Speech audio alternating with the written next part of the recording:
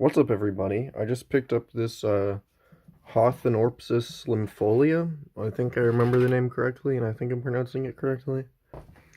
Here for our soil, I'm using a mostly rocky soil. It's about half rocks, half organic.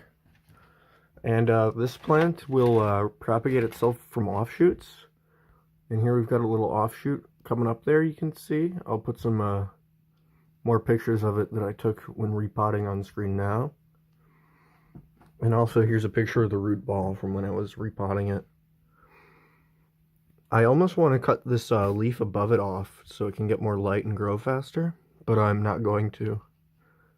But definitely when it gets big, I'm going to cut it off and make it its own plant in a separate pot.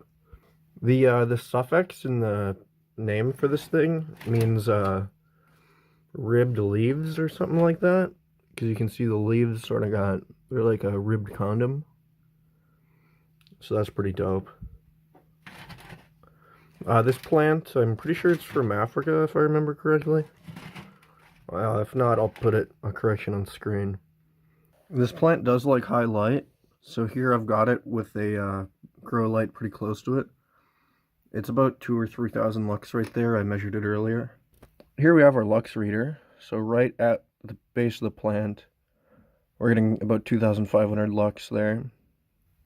Doesn't it look cool? I just think it looks cool. It looks like a starfish almost. Looks like a fucked up mutated starfish.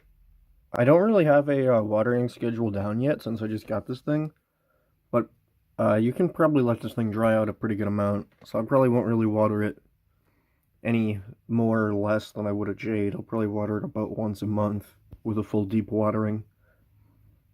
And I'll probably fertilize it like a couple times a year. These things are generally pretty slow growers and don't need much attention.